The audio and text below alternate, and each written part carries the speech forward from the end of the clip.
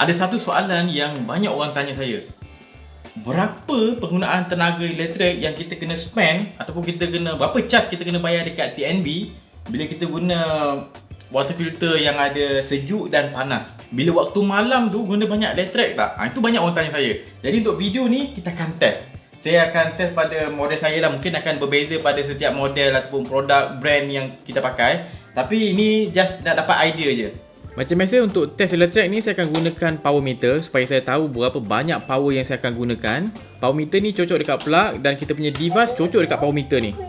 Saya reset dulu dia punya power meter ni. Okey, dan tengok bacaan tengah idle dalam apa tu? 7 watt. Bila display tak ada dia turun jadi 1 watt. Okey, sekarang dah pukul 12 malam. Tak ada orang guna water filter ni. Kita akan tengok daripada pukul 12 malam ni sampai pagi. Sebelum saya hantar anak saya pergi sekolah, saya akan rakam saya punya power meter. Tengok berapa jumlah tenaga yang mesin air ni, pemanas sejuk filter kita ni akan gunakan pada waktu malam. Di mana orang tak guna, berapa banyak power yang digunakan untuk maintain kesejukan dan kepanasan yang ada dalam ni. Okey, ini power yang digunakan sepanjang malam tadi, 0.5 kW. Saya dapat check beberapa level power usage dia. Masa tak ada display 1 watt, masa ada display 7 watt. Bila dia cuba nak sejukkan dalam 80-90 watt, nak panas air sampai 450 watt. Okey, sepanjang malam saya dapati saya punya mesin water filter ni yang ada sejuk dan panas digunakan dalam 0.56 kilowatt jam, kilowatt hour. Satu hari satu malam. Kalau sebulan, ini untuk malam saja kalau saya tak guna malam kan. Kalau sebulan saya kali saja 0.56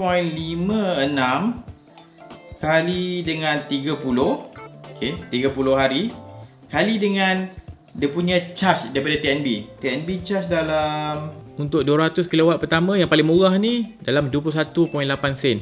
Untuk orang yang guna elektrik sikit kat rumah, kita punya charge untuk setiap 1 kilowatt jam elektrik kita kena bayar dalam 21 sen.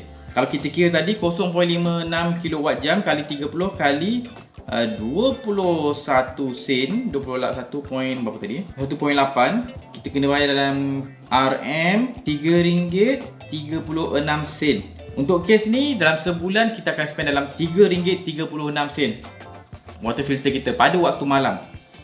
Sekarang siang pula. Lepas full satu hari saya dapat dalam 1.54 kilowatt hour tau. Jadi siang ni saya kena tolak lah 1.54 tolak dengan yang tadi 0.56 kilowatt hour. Dapatlah 0.98 kilowatt hour. Saya kali dengan 30 hari dan TNB punya rate. Maka dapatlah RM6.40. Ini untuk sebulan masa aktif, yang atas ni tadi malam sahaja. Total sebulan saya kena bayar, tambahkan dua-dua ni, dapat RM9 berapa tu? 76 sen. RM9.76 sebulan. Ini adalah kadar minimum.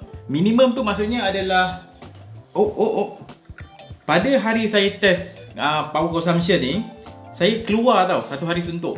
Yang saya buat, saya gunakan mesin air saya ni adalah pada pagi buat dalam maybe 2 cawan air panas, minum air sejuk 4 cawan.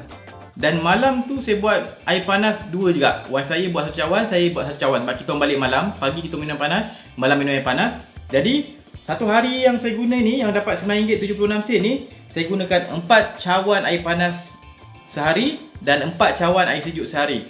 Ini sebagai benchmark minimum bagi saya lah. Pada waktu aktif saya di mana saya gunakan mesin ni, 4 cawan panas dan 4 cawan sejuk, saya gunakan dalam RM6.40 sebulan. Kos yang RM3.36 ni kira anggap sebagai pemalar lah. Dia kat malam je tak ada ubah apa-apa lah. Kalau kita selalu bangun malam tu cerita lain. Tapi kalau sentiasa tidur malam je, kita kira macam pemalar. Kita kekalkan kos tu. Yang menjadi pemboleh ubah kita adalah jumlah air yang kita minum, air panas dan air sejuk pada waktu kita aktif. Yang saya cerita tadi, RM6.40, 4 cawan air panas, 4 cawan air sejuk. Kalau korang punya bertambah lagi, dia akan bertambah lagi lah. Bukanlah kalau korang macam satu hari tu 8 cawan air panas, 8 cawan air sejuk, terus kali 2 tak boleh. Sebab pada waktu yang saya kira ni, kebanyakannya adalah dalam tempoh idle. Bukanlah RM6.40 tu kira elektrik untuk panaskan 4 cawan air panas dan sejukkan 4 cawan air sejuk, bukan. Majoriti daripada tempoh penggunaan elektrik tu adalah untuk buatkan dia maintain panas dan sejuk.